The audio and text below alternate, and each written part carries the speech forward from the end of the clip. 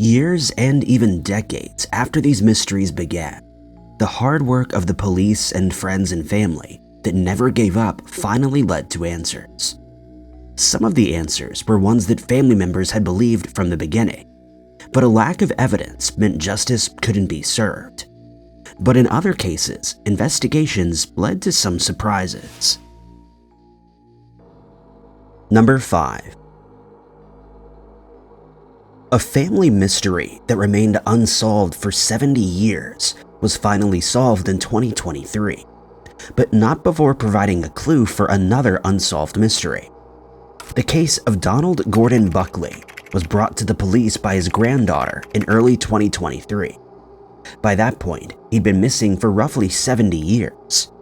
Despite the length of time that had passed since he was last seen, the police began their investigation into what had happened to Donald. The story began in the 1950s. Donald was in his early 20s and worked as a laborer near Sydney, Australia. He had a wife, 2 sons under the age of 5 named Donald and Peter, and a baby daughter named Kay. He also drank and possibly had a problem with alcohol. In 1953, the pressures of his life became too much. His marriage wasn't working out, and he made the decision to leave his wife and young children. Donald's wife filed for divorce, and he was ordered to pay child support. A few payments were made, and Donald remained in occasional contact with his family. But in 1954, that stopped. Donald's family tried to move on with their lives. They assumed he simply didn't want to pay child support. He didn't just leave behind his wife and children, but his parents too. Sadly, his father passed away the year after his son vanished. It's not clear if Donald's family actually reported him missing. According to some reports, there was an extensive investigation by Australian police in the 1950s, but this turned up no results. Other sources claimed that he was never reported missing until his granddaughter Donna walked into a police station in 2023 to bring the case to the attention of the authorities. Despite the time that had passed, the oldest son, Donald, didn't stop thinking about him. He had only been 4 years old when his father disappeared, but he still wanted to know for certain what had happened to him. He placed an ad in a Sydney newspaper in 1972 in the hopes that someone might be able to put him in touch with his father. Someone contacted him with a tip, telling him that Donald Sr. had passed away and was buried under a different name. But unfortunately, the tip didn't lead the family to any answers. The 3 Buckley children grew up to have families of their own, and decades after her grandfather disappeared, Donna was born. When her father passed away, the mission to find out what happened to Donald Buckley was passed on to her. She began going through records to try to find any clues and also contacted the police for assistance. An appeal was made for information about what could have happened to him. There were 3 theories at the time. The first one was what the Buckley family had always suspected, that he simply left for a new life and changed his name so that he would no longer have to pay child support. If this had happened, there was hope he might still be alive, though he would have been in his 90s by this point. The other 2 theories were much darker. He could have taken his own life or met with foul play. As part of the appeal, Donna showed 2 photographs of her grandfather in the hopes that it might spur someone's memories. She also submitted her DNA to a database which aimed to help solve missing person cases and to identify John and Jane Does. But it was a tip and records that would lead Donna to her grandfather. Surprisingly, the lead her father had been given in the 70s was actually correct. In a cemetery in the town of Moree is a grave for a man named Donald G. Buckley. The plaque on the stone notes that most knew him by another name, Arthur Johnson. He had passed away in 1980 from natural causes. This would mean he was still alive when his son posted the advertisement in a newspaper, searching for information.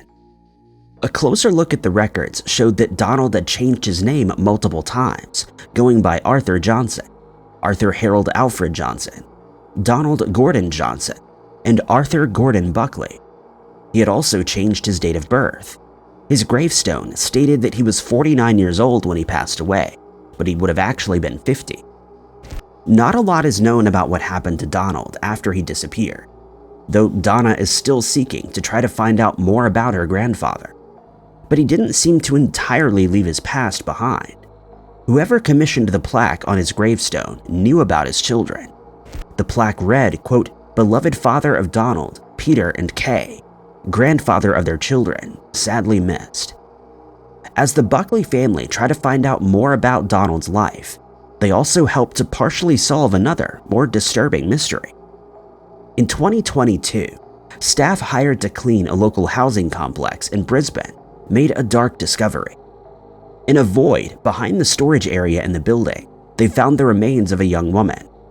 The body had been tightly wrapped in clothing and bedding and was partially covered in dirt. Little effort had been made to actually conceal the body, but the police realized it had actually been there for more than 10 years. The wrappings had helped to preserve the body and meant that nobody else had smelt anything strange in the area before the body was discovered. The police determined the body belonged to a woman who was in her 30s, who had likely passed away sometime between 2009 and 2010.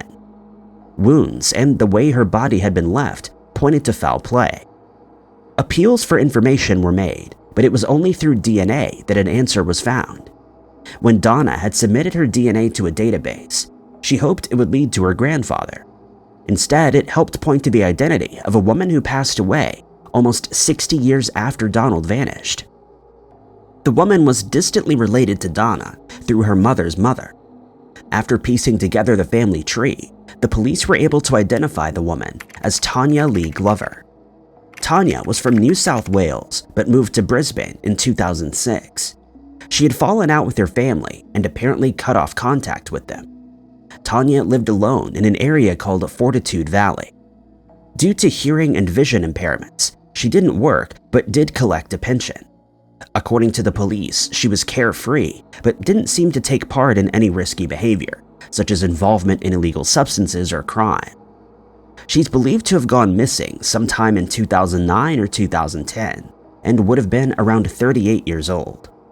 Unfortunately, the police don't know much about Tanya's life or the people she would have seen regularly.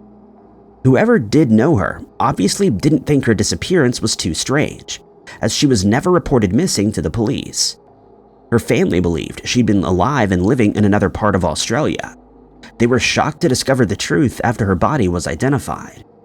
The police are still appealing for information in this case. They hope by piecing together Tanya's life, they might be able to understand who ended it and why. In particular, they hope to speak with anyone who knew Tanya between 2006 and 2010. These people are asked to contact Crime Stoppers on 1-800-333-000 or on their website. Number 4. In 2015, 8 men were convicted for 2 jewelry heists at one of the most luxurious stores in Paris. Between the 2 heists, more than $100 million in jewels and watches were stolen, and only a fraction of that has ever been recovered. The first heist took place on October 6, 2007. The scene was the Harry Winston store in Paris. From the outside, the store looks more like a hotel than a jewelry store.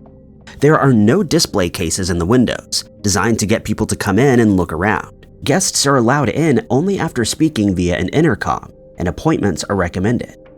Once inside, the potential customer is shown to a private showroom with ornate furniture where display cases are brought to them. All movements are watched closely by security guards who keep track of where all the jewels are being shown. At night, the store is locked up, an alarm is activated, and the keys are given to a protective services agency. The next morning, a security guard will arrive for work and the keys are delivered to them. They cannot go inside until another employee has arrived though. Nobody's allowed in the store alone. The security guard on duty on the morning of October 6th waited patiently outside for one of the store directors, and the pair entered at 9:50 a.m. Nothing seemed to be out of place, and there was no evidence that they weren't alone. Moments after the director entered her office, men wearing masks and painters' coveralls rushed into the office and grabbed her. As other workers arrived at the store, they too were grabbed and held under guard until the intruders got what they wanted. The safes were opened, and jewelry and watches were shoved into bags. 480 pieces were stolen, never to be recovered. The thieves made their escape, but not before stealing the security tapes. Nobody was hurt during the raid, though they were understandably traumatized. The raid on such a high-profile location drew attention from the media and put investigators under pressure to try to find the culprits. They realized that the alarm sensors in the service stairwell hadn't been activated. The thieves had spent the night in that stairwell, but activated the fire extinguishers to cover any traces of them. The thieves had spoken, and one of them was even referred to by the name of Farid. Another was referred to as Voldemort. The criminals had Slavic accents, but there was little else to identify them. They left behind no fingerprints and no DNA. The investigation into the robbery continued as Harry Winston tried to recover. Millions of dollars worth of items had been stolen, and there appeared to be little hope of getting any of it back. But the store continued to operate. It became a target for a second time in December of 2007. This time, the shop was hit not long before closing time. 4 men dressed as women used the intercom to gain entrance. Security at other high-end stores in the area thought they looked suspicious, but didn't pay much attention to them after they were allowed in. Once inside, they threatened the staff with weapons and demanded that the display cases be opened. The criminals used the names of employees and even listed the home addresses of some of them. In a span of 20 minutes, they'd collected over 400 items, including a 31-carat diamond solitaire ring that had been delivered the day before and was being kept in a secret compartment. Somehow, the thieves knew about this ring. This was one of the biggest heists that France had ever seen, and the insurance company offered a reward of $1 million for information that could solve the case. The reward was advertised in a newspaper popular with the working class in the suburbs of Paris. It was also advertised in papers in Montenegro and Serbia. There was a belief that a crime of this caliber could only have been committed by the Pink Panthers. The organized crime group specialized in jewelry robberies and had been terrorizing jewelers since 2001. They were based in Serbia, Montenegro, and other countries that were once part of Yugoslavia, which fit the Slavic accents that the thieves had. But there was a possibility that the crimes had come from Paris itself and may have been an inside job. The security tapes weren't stolen during the second heist, and investigators watched them for any clues. What was most interesting wasn't the criminals themselves, but one of the members of staff. Malouf Janad was a security guard who was on duty during the second heist. He was allowed to walk freely and had the opportunity to call for help, but didn't. It was possible that he might have been too scared, but investigators still found him suspicious. He had also been on guard the day before the heist and would have been responsible for setting up the alarms. While investigators looked into Janad, they received a tip that helped crack the case. There had been many tips called in due to the advertisements, but most led nowhere. This one pointed detectives to Farid Alou and Dudu Yayoui. They were both criminals with records for burglaries. They had actually met in prison. Alou had already caught police attention months after the first heist when he was stopped for speeding in a new car and found with $40,000 in cash that he couldn't explain. Both men had their phones tapped and a listening device was placed in Yayoui's car. The police figured out they were going to make a cash deposit, and on June 21, 2009, both men were arrested as Yayoui handed Alou a bag containing thousands of dollars. Janad was arrested and was much more cooperative with the police. He had been talking in a bar about the security weaknesses at a store. One of the men he spoke to was the brother of Yayoui's brother. When Yayoui and Alou heard about the weaknesses of Harry Winston, they knew they had to strike. Janad tried to back out, but he was threatened and convinced to go ahead with the plan. He had deliberately not set the alarm the night before the heist. For his part, he got a share of the profits. Some of the stolen items and thousands of euros were found at Yayoui's home. The 31-carat ring was found in a plastic jar of face cream and buried in a concrete drain pipe. Yayoui was believed to be the mastermind behind the plot, though he never confessed to this. Even after being found guilty and sentenced to 15 years in prison, he claimed that the real leader was a member of the Pink Panthers, but he wouldn't give the police any information.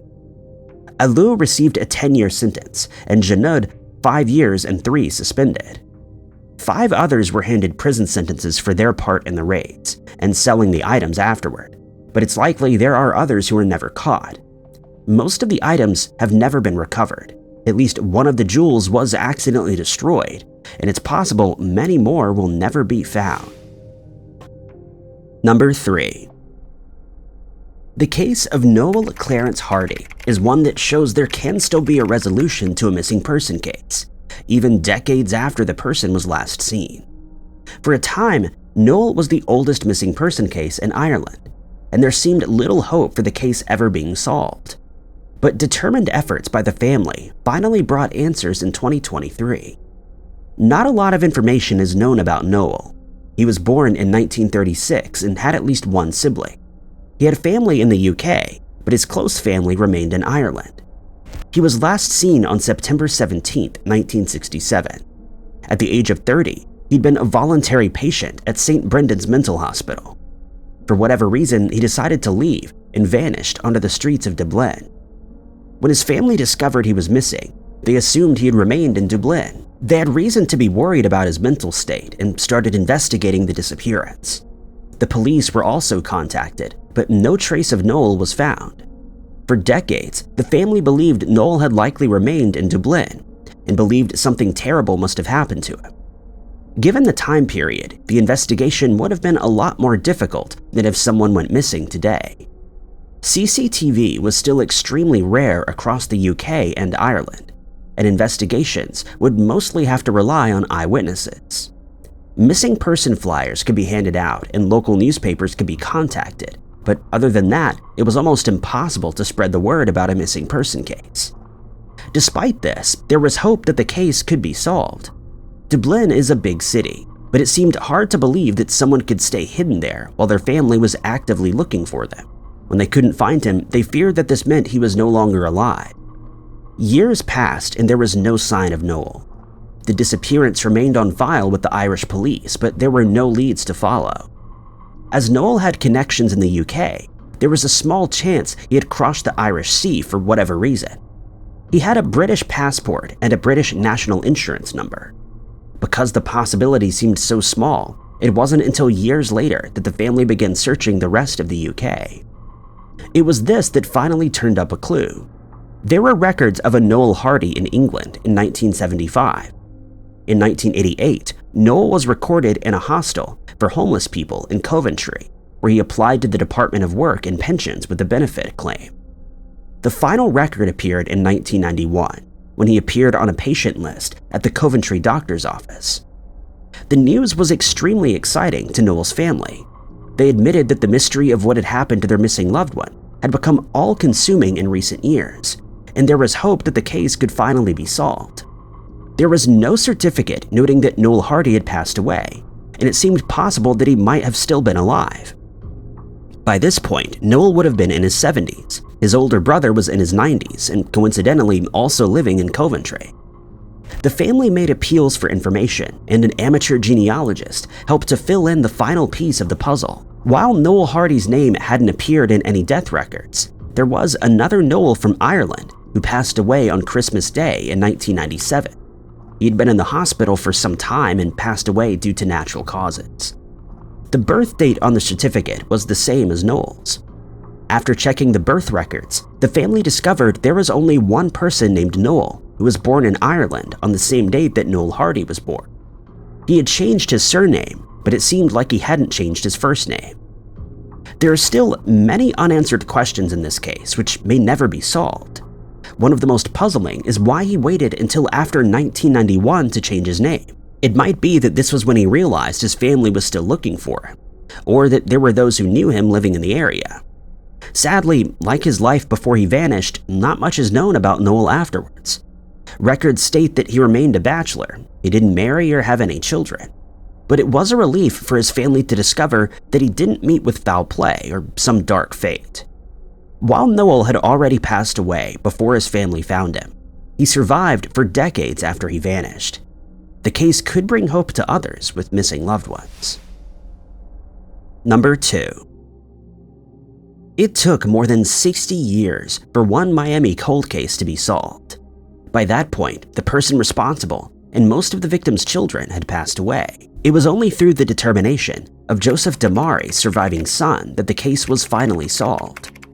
Joseph DeMare was a successful businessman. The company he had started with his brother dealt with produce internationally. Newspapers described him as a millionaire, and he enjoyed a good quality of life. When his children were still young, their mother passed away due to cancer. After a few years, Joseph started dating a woman named Frances. She was a bank teller and 20 years younger than Joseph, but the two were in love. They married and lived together in their North Miami home. Joseph's daughter was only 9 at the time and lived with him, and his 3 sons visited often. It was March of 2024, 1961, when Joseph's life would come to a sudden end. That evening, Frances ran into a nearby gas station asking to use their phone. She explained that she and her husband had been driving for dinner when 2 men attacked them. The police were called, and Joseph's body was found in the front passenger seat of her car. Frances told officers and later the media what had happened. They had left their home at about 7:15 to head to dinner. Frances was driving Joseph's Cadillac Fleetwood. They came to a stop at a traffic light just west of the Broad Causeway. Without warning, 2 men jumped into the back of the Cadillac. They pointed a weapon at Frances and told her to drive. As she drove, the men repeatedly told the couple to look forward and not at them. When Joseph turned to face the criminals, he was hit over the head. Frances was guided to a vacant lot near a wooded area on the other side of the intersection. Joseph again turned to face the criminals and was hit again. Frances started to scream, and she was also hit. She said they must have known what they were doing, as on the second hit, she was knocked out. It was a few minutes later when Frances woke up. She was outside the car, sprawled on the ground. Her jewelry had been removed, and money was stolen from Joseph's wallet, but the expensive cufflinks and ring that Joseph was wearing had been left behind. Joseph was slumped against the window of the passenger door. Frances ran barefoot to the gas station, which was only a short distance away, to call the police for help. Joseph had been struck by 4 bullets, which had come from 2 different directions. 2 of these bullets came from the direction of the driver's seat. Frances hadn't been able to give a good description of the culprits. She said they didn't sound like they were college educated, but they weren't what she called hoodlums either. She also couldn't say where they had come from, but believed there may have been a car behind them on the road. She said the men called her husband Frank and believed it may have been a case of mistaken identity, or they simply didn't care who they attacked. She speculated that they hadn't intended to hurt either of them and told the newspaper that if she and Joseph had just done as they were told, then he might have lived. Newspaper articles from the time described them as thugs and suggested it might have been related to gang violence. A few days later, a couple was arrested for an armed robbery at a jewelry store in St. Petersburg. There was some speculation that they might have been responsible for taking Joseph's life. The criminals seemed to be more concerned about taking Frances's jewelry than anything else, but there was nothing connecting them to the crime.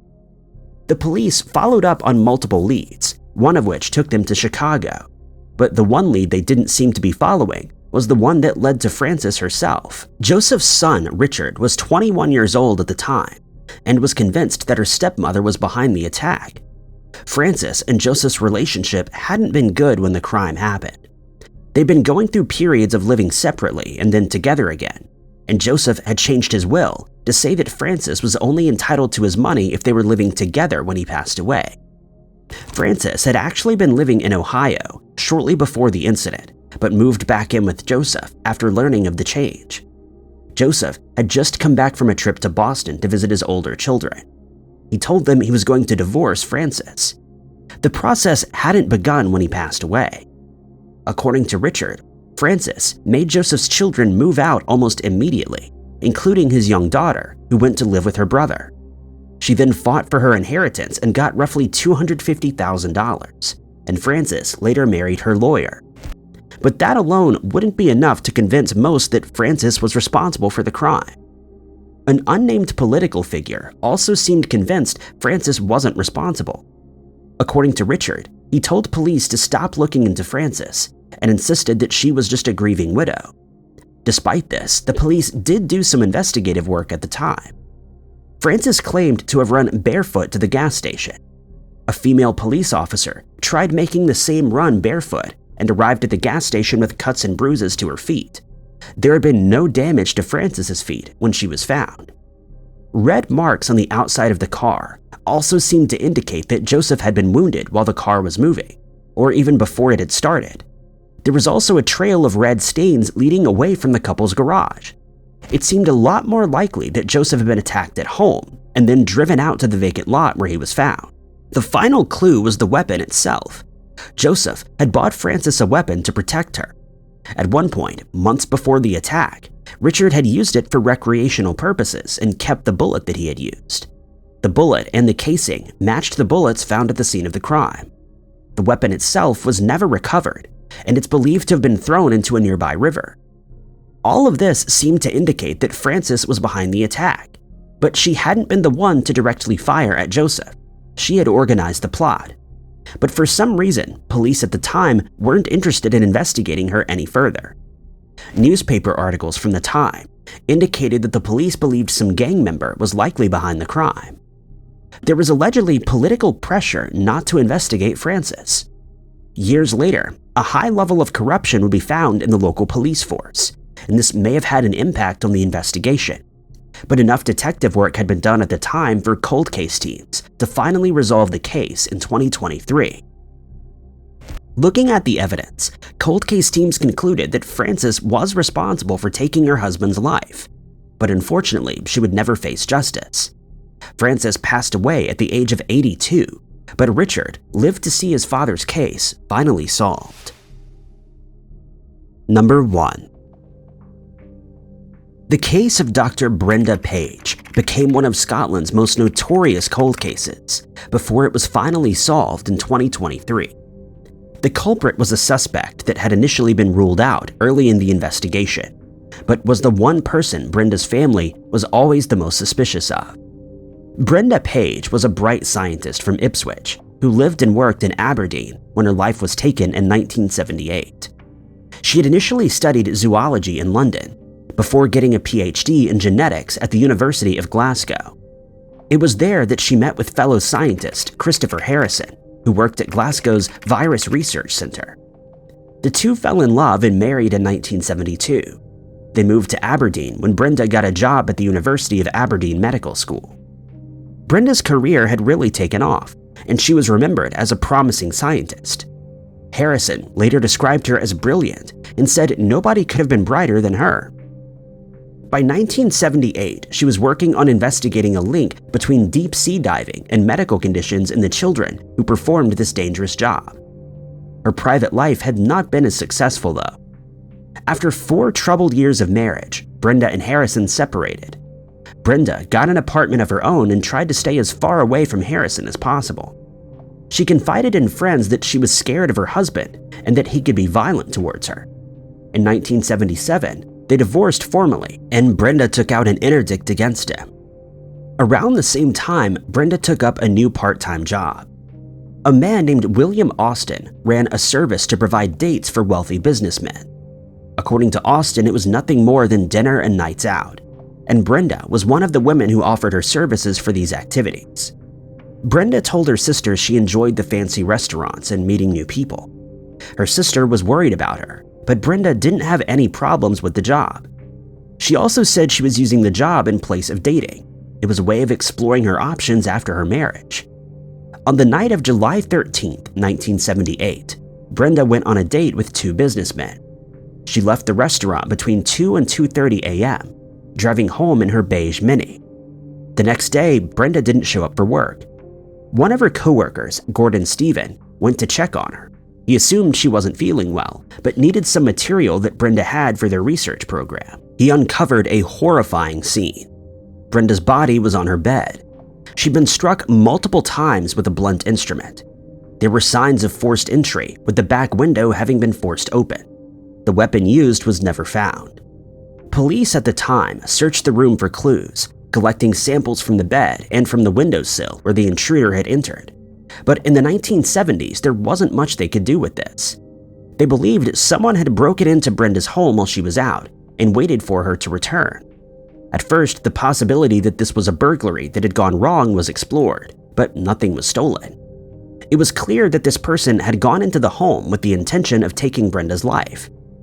Christopher Harrison was one of the first suspects and was actually arrested the day after Brenda's body was found. Brenda's family told police that she was scared of her husband. Brenda had also told her lawyer to make sure she got a good post-mortem if she ever passed away suddenly. She was obviously scared for her life, but after questioning, Harrison was released, and the police later claimed he'd been ruled out. When Brenda's second job was uncovered, this avenue was also explored. The two businessmen she'd been having dinner with hours before her body was discovered were investigated. They were also cleared of any wrongdoing. Austin would later tell police that he had also had dinner with Brenda a few days before she passed away. He told them that she had been frightened but didn't know what she was frightened of. Years later, Austin would be arrested in another unrelated case. Attention was drawn again to the connection between him and Brenda, but there was never any evidence that Brenda's dates went any further than company at dinner, or that he had any involvement in the crime that took her life. For years, the case remained cold. Harrison moved to the Netherlands, but he always remained a suspect in the eyes of Brenda's family. In 2018, a new possibility was put forward. Brenda's work as a scientist may have been the motivation for the criminal. Campaigners were working to get justice for deep-sea divers used in the North Sea by the oil industry. In the 1970s, the impact on these divers was not fully understood, and unsuitable decompression tables were used, which resulted in health problems and worse. According to campaigners, people investigating the situation in Norway in the 1970s and 80s lost their lives under unusual circumstances. There was no evidence this was connected to their work, but other attempts to highlight the problems were quashed. This was the same work that Brenda was doing when she was attacked. Interestingly, the work that Gordon Stephen had gone to collect when he found Brenda's body was never recovered. In 2018, the University of Aberdeen confirmed it no longer had any papers related to Brenda's work. The idea was put forward that someone had taken Brenda before she could uncover the true extent of health problems caused by deep-sea diving. The case came under scrutiny again. Starting in 2015, a new investigation into the cold case had finally begun. Witnesses were re-interviewed, and evidence taken at the time was investigated. With advancements in technology, now the samples taken in the 1970s could finally provide clues into what had happened to Brenda. Despite the potential risks linked to her two jobs, the culprit was someone closer to home, and much more obvious to those who were closest to Brenda. On the windowsill, a tiny flake of paint had been collected. The paint matched that of Christopher Harrison's mini traveler car. They also found DNA belonging to Harrison on the bedsheets where Brenda was found. Harrison had no reason to be in Brenda's home, and it's unlikely she would have invited him herself. As people were re-interviewed, the extent to which Brenda feared her husband became clear. Throughout their marriage, there had been violence, and Brenda had ended up in the hospital multiple times. She confided in friends and family that her husband was consumed with rage and anger, but also that he was very clever. At one point, she told a friend that if Harrison took her life, he would probably get away with it because he was so clever. The week before she passed away, Brenda had been to visit her sister. She had been in good spirits, but said she didn't want to go back to Aberdeen because she knew Harrison would be there and harassing her. He'd been stalking her. Harrison was also aware of her second job. When he'd previously asked about it, he didn't seem too concerned. He simply said he didn't know why Brenda would do a job like this and assumed she just wanted the extra money. According to Brenda, it made her ex-husband extremely angry to see her going out with other men. A friend of Harrison's also came forward to say that he had called her days before the attack, saying he was going to take Brenda's life.